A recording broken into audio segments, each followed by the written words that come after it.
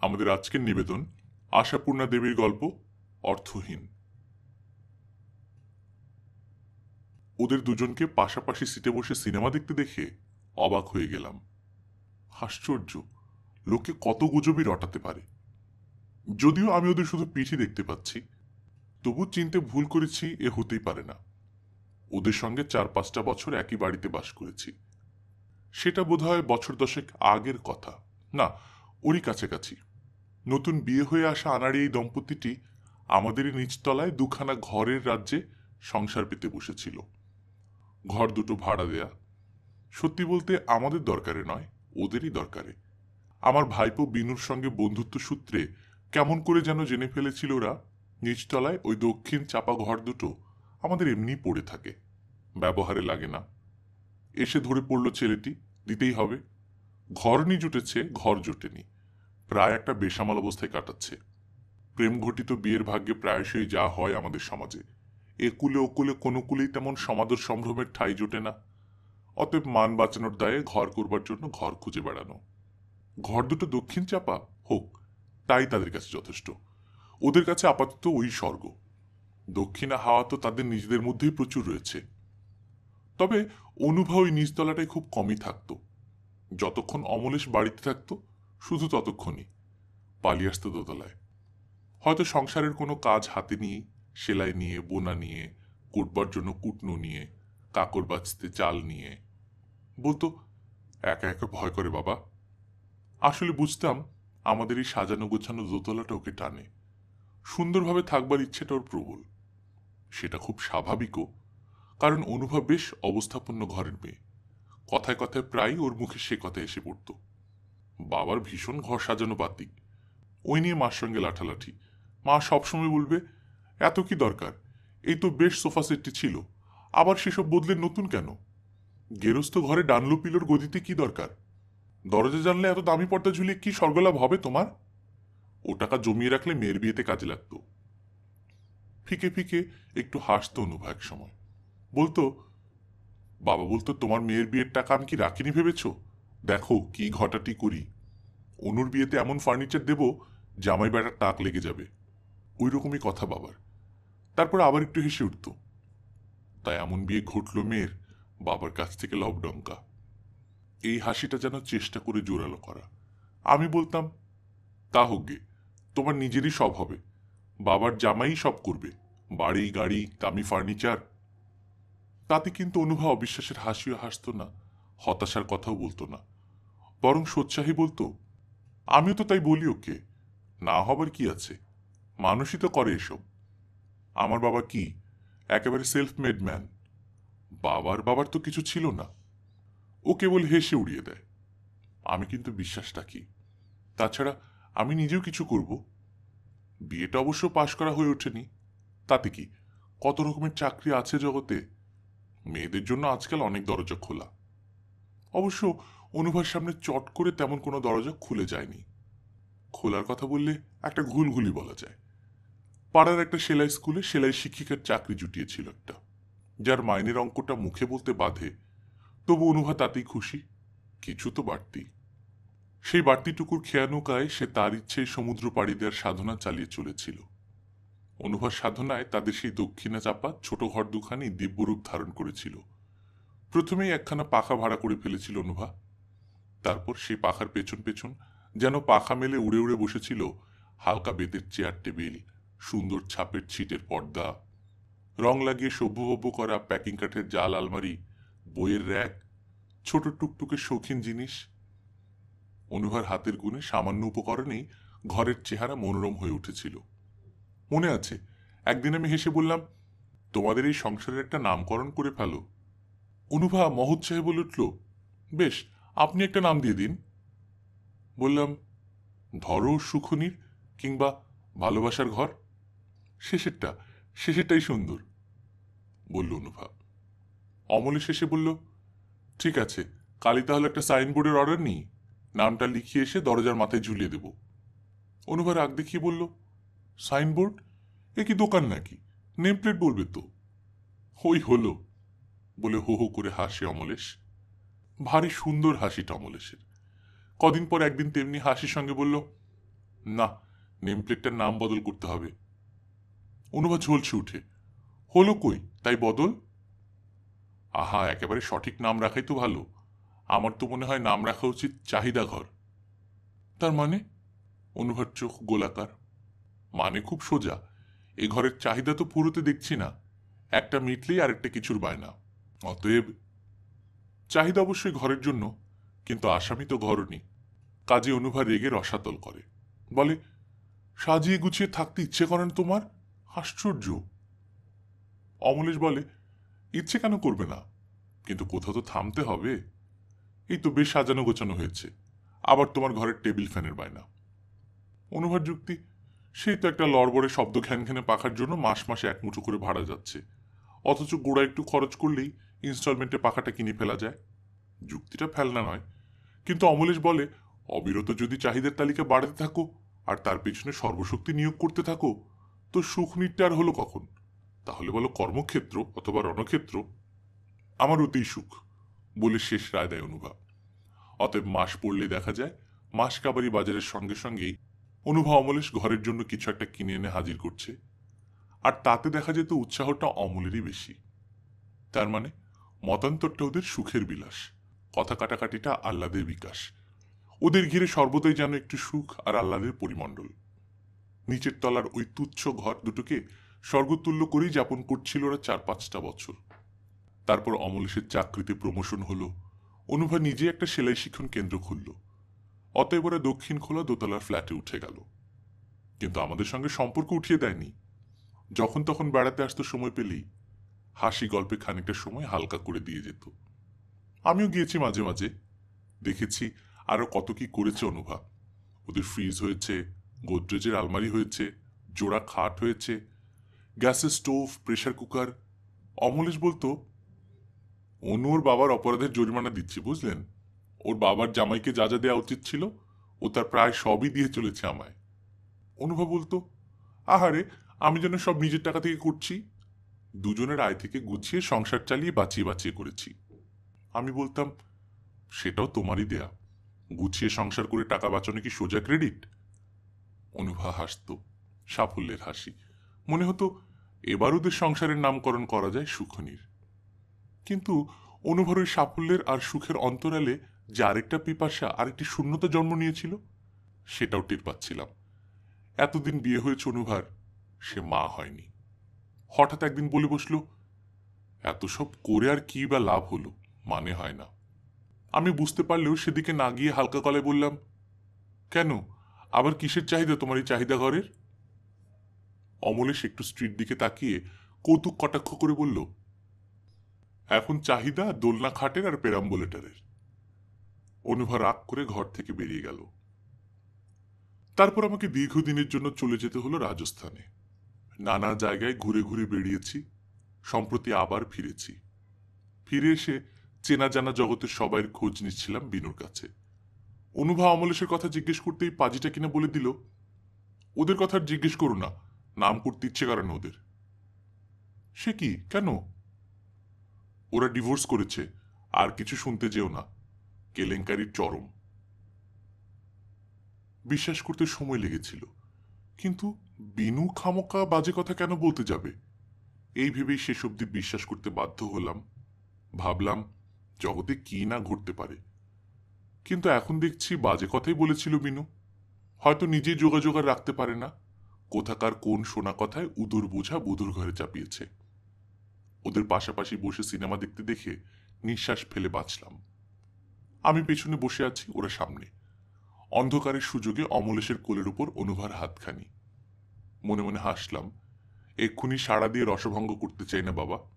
তাছাড়া সাড়া দেয়া মানে অন্তত 2-4টে কথা কওয়া তো, তাতে পার্শ্ববর্তীরা বিরক্তি প্রকাশ করবেন। সিনেমা হলটা যে কথা বলার জায়গা নয়, এটি বোঝাতে 100টি কথা বলবেন, তীক্ষ্ণ মন্তব্য করবেন। অতএব ছবি শেষ হওয়া পর্যন্ত চুপচাপ থাকাই ভালো, হল থেকে বেরিয়ে কথা হবে। যথাসময়ে ছবি শেষ হলো, জনগণমনও সমাধা হলো। হল থেকে বেরোবার সময় ঠিক নজর রেখেছি, সিঁড়িতে নেমেই ডেকে উঠলাম, অনুভা। অনুভা চমকে এদিক ওদিক তাকিয়ে দেখল। আবার ডাকলাম। হঠাৎ দেখি অনুভা আর কোনো দিকে না তাকিয়ে তাড়াতাড়ি এগোচ্ছে। ব্যাপারটা কি? অনুভা ঠিক বুঝতে পারেনি ডাকটা পেছন থেকে আসছে। সামনের দিক ভেবে সামনে এগোচ্ছে। অগত্যা আমাকেও দ্রুত এগোতে হলো, ধরেও ফেললাম। হেসে বললাম, ডাকটা কোন দিক থেকে এলো বুঝতে পারোনি বুঝি? অনুভার মুখে আমার উৎফুল্ল হাসির প্রতিবিম্ব দেখতে পেলাম না। একটু ফিকে হাসি হেসে বলল, বুঝতে পেরেছিলাম। অনুভার মুখটা শুকনো, রংটা মলিন, চোখ দুটো নিষ্প্রভ। কোনো শোকের ব্যাপার টেপার নয় তো? বেচারির বাবা মা কি হয়তো? বললাম, কোথায় আছো এখন? সেই ফ্ল্যাটটাতেই নাকি আবার বাসা বদল? অনুভা একটু ইতস্তত করে বলল, না সেখানেই আছি। তবে চলো পৌঁছে দিই। উঠে এসো আমার গাড়িতে, যেতে যেতে গল্প হবে। কতদিন পর কলকাতায় ফিরলাম। কই অমলেশ কই? কোন দিক দিয়ে বেরোলো? দেখো দেখো, আবার না ট্যাক্সি ধরতে ছোটে। ভিড় ঠেলে ঠেলে বেরিয়ে আসছিলাম, তাকাচ্ছিলাম এদিক ওদিক। অমলেশ হঠাৎ চোখ ছাড়া হয়ে কোন দিকে গেল। অনুভা কিন্তু চলেছে নির্বিকার। আমার গাড়ির কাছে এসে পড়ে ব্যস্তভাবে বললাম, কোন দিকে গেল বলো তো? আমি সেই ট্যাক্সি ধরার কথাই ভাবছিলাম। অনুভা গাড়ির দরজায় হাত রেখে আমার চোখে চোখ না ফেলে অদ্ভুত একটা বর্ণহীন স্বরে বলল, ওর বাসায় চলে গেছে। আমার সারা শরীরটা হঠাৎ কাঁটা দিয়ে উঠল। আমার বিনুর কথা মনে পড়ে গেল। কিন্তু তাহলে এই একত্রে সিনেমা দেখা, অন্ধকারের সুযোগে কোলের উপর হাত রাখা, এটা কি রহস্য? রহস্য ভেদ হলো আস্তে আস্তে। অনুভাকে গাড়িতে তুলে নিয়ে ওর ফ্ল্যাটে এলাম। সেই দক্ষিণ খোলা দোতলার ফ্ল্যাট। সেই খাট, আলমারি, ফ্রিজ, গ্যাস, প্রেসার কুকার, আলগা সেলফ সম্বলিত দু ঘরের সংসার। যেখানে যেমন ছিল ঠিক তাই রয়েছে। শুধু সবকিছুর উপর ধুলো, শুধু পর্দা, কুশন, বেড কভার ময়লা ময়লা, শুধু সংসারে দুজনের মধ্যে একজন মাত্র। হ্যাঁ, বিনুদার কথাই ঠিক, বলল অনুভা। আমরা আর এক নেই। রুদ্ধশ্বাসে বলি, কিন্তু এটা কি করে সম্ভব হলো অনুভা? অনুভা আস্তে আস্তে বলল, আমিও এখন তাই ভাবি, কি করে সম্ভব হলো, অথচ হয়েও গেল। কিন্তু এত বড় একটা ব্যাপারের কারণ তো কিছু থাকবে। কারণ ছিল না, কারণ সৃষ্টি করা হলো। অনুভা কেমন একরকম হেসে বলল, আইনও যেমন আছে, আইনের ফাঁকও আছে। ইচ্ছে করে চেষ্টা করেও দোষী সাজল, অথচ। অনুভা মাথা হেট করে বলল, সব দোষ আমারই। হঠাৎ একটা নিস্তব্ধতা নেমে এলো। আমিও চুপ, অনুভাও চুপ। কিছুক্ষণ পর অনুভাই আবার কথা বলল। ভূতে পাওয়া কথাটা হাসির বলেই জানতাম। দেখলাম কথাটা হেসে ওড়াবার নয়, নিজের জীবনেই দেখলাম ভূতেই পেয়েছিল আমায়। এখন ভাবি, কি নির্লজ্জতাই না করেছি। অথচ তখন মনে হয়েছিল বাচ্চা কাচ্চাহীন সংসার একেবারে অর্থহীন। আমার মনে হয়েছিল এই না হওয়াটার জন্য ওই দায়ী। ওর ত্রুটির জন্য আমার জীবনে সম্পূর্ণতা এলো না।